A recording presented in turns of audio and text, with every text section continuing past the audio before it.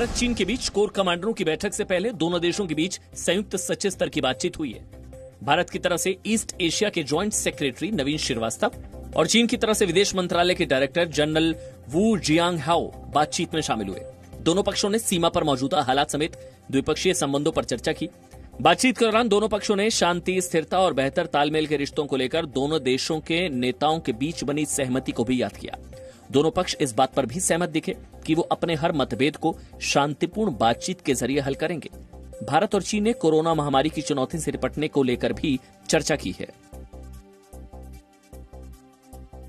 सीमा विवाद को लेकर भारत और चीन के कोर कमांडरों की कल बैठक होगी। भारत चीन के कोर कमांडरों की यह बैठक सुबह 9 बजे होगी। बैठक लद्दाख में चुशूल के पास चीन की सीमा में मोल्दी में होगी। इस बैठक में पेंगोंग झील बड़ा मुद्दा होगा। सूत्रों के मुताबिक भारत बातचीत के दौरान चीन से गलवान घाटी, हॉट स्प्रिंग और पेंगोंग झील के फिंगर 4 से पीछे हटने की मांग सख्ती से उठाएगा।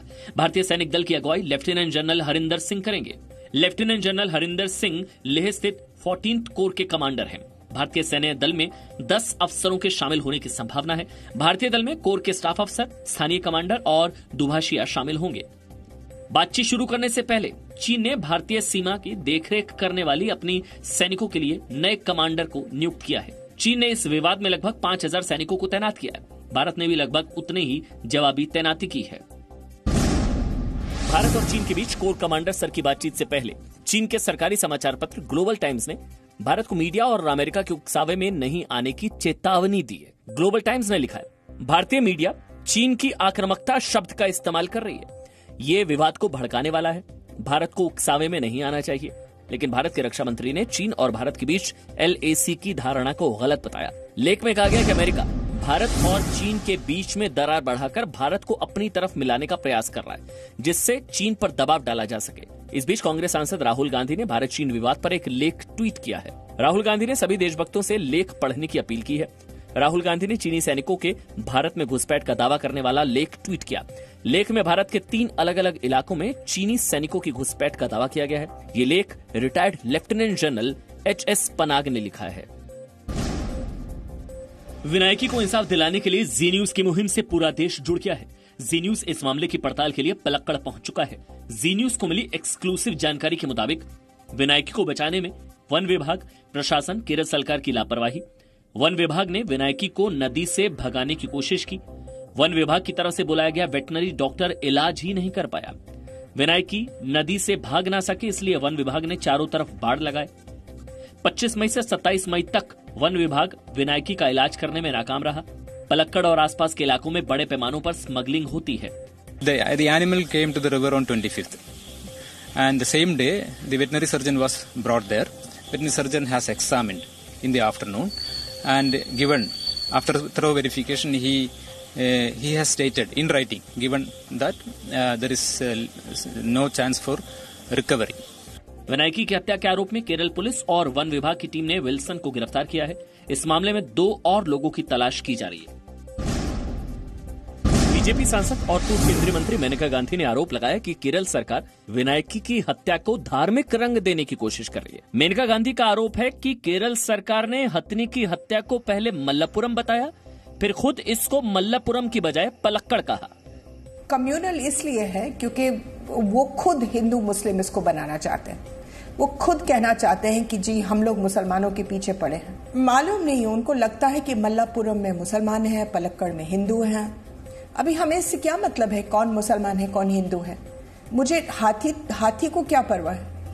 मेनका गांधी ने कहा कि केरल में जानवरों को बम से मारा जाता है। उन्होंने सवाल किया कि आखिर मल्लपुरम में वन विभाग के 250 अधिकारी क्यों हैं? केरल हाथी संघ ने भी हाथियों की हत्या पर जांच की मांग की है। കേരളത്തിലെ കാടുകളിൽ നിന്നും ഇറങ്ങി വരുന്ന ആനകളെ കഴിഞ്ഞ നിരവധി വർഷമായിട്ട് പല ആനകളും ഇതേപോലെ ചെരിഞ്ഞിട്ടുണ്ട്।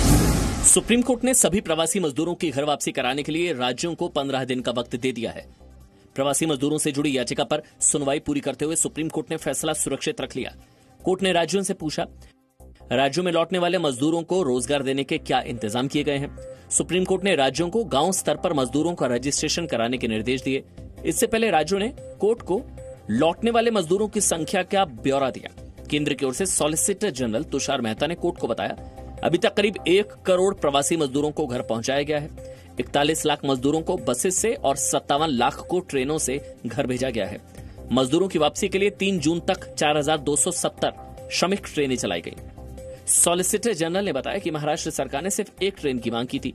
उसके पहले ही रेलवे महाराष्ट्र से 820 ट्रेनें चला चुका था। हालांकि लॉकडाउन के कारण प्रवासी मजदूरों की परेशानियों के मामले में राष्ट्रीय मानवाधिकार आयोग को दखल की इजाजत भी दी है।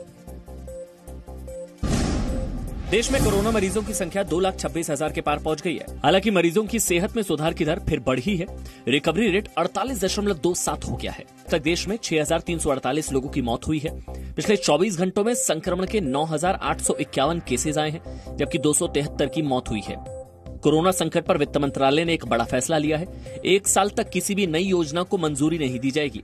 अब 1 साल तक सिर्फ प्रधानमंत्री गरीब कल्याण पैकेज और आत्मनिर्भर भारत योजना के तहत ही खर्च किया जाएगा।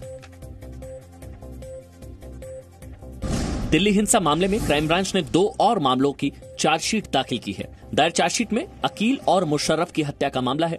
भागीरथी विहार के जौहरीपुरी में 25 और 26 फरवरी को हिंसा हुई थी।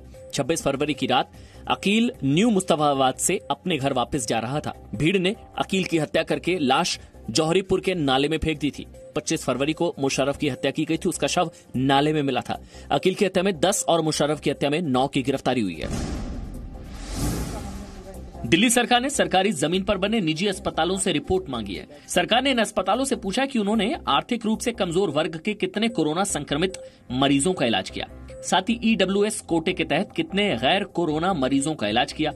अस्पताल को 3 दिन में जवाब देने के लिए कहा गया है। दिल्ली सरकार के मुताबिक 50 बेड से ज्यादा क्षमता वाले अस्पताल जिन्हें जमीन रियायती दरों पर दी गई है, उन्हें ईडब्ल्यूएस कोटा रखना होता है। दिल्ली के 56 अस्पतालों में आर्थिक रूप से कमजोर वर्ग के लिए कोरोना बेड्स का कोटा निर्धारित किया गया है। पश्चिम बंगाल की मुख्यमंत्री ममता बनर्जी ने केंद्र और बीजेपी पर एक बार फिर उनकी सरकार को अस्थिर करने का आरोप लगाया है। पर्यावरण दिवस पर एक कार्यक्रम में ममता ने कहा कि पश्चिम बंगाल कोरोना अम्फान तूफान के साथ साथ राजनीतिक साजिश से भी जूझ रहा है। ममता ने कहा कि उन्होंने कभी नहीं कहा कि प्रधानमंत्री मोदी को दिल्ली से हटाना चाहिए, लेकिन संकट के समय भी उनकी राज्य सरकार को अस्थिर करने की लगातार कोशिशें की जा रही हैं। ममता के बयान को गृह मंत्री अमित शाह और राज्यपाल जगदीप धनखड़ के बयान का जवाब माना जा रहा है। केंद्र सरकार ने शहरों में जंगल क्षेत्र बढ़ाने के लिए शहरी वन कार्यक्रम लॉन्च किया है। विश्व पर्यावरण दिवस के मौके पर केंद्रीय पर्यावरण मंत्री प्रकाश जावड़ेकर ने इस कार्यक्रम का ऐलान किया। कार्यक्रम को देश के 200 शहरों के निगमों में लॉन्च किया गया है। वर्चुअल सम्मेलन को संबोधित करते हुए केंद्रीय पर्यावरण मंत्री ने कहा कि प्रकृति के साथ हमारा जीवन जुड़ा हुआ है। शहरों में उद्यान है, गार्डन्स है, but we don't have forest, so we have to create forest, and we have decided today to launch our Nagar Van program, urban forest program in 200 corporation cities of India. Javadekar ने लोगों से पेड़ लगाने की appeal की। प्रकाश जावड़ेकर ने कहा कि तमाम मुश्किलों के बावजूद भारत में विश्व की 8% जैव विविधता बरकरार है। No signal, no worry. Presenting Z News app with live TV, latest updates and expert opinion. Available on Google Play and App Store. Download it now.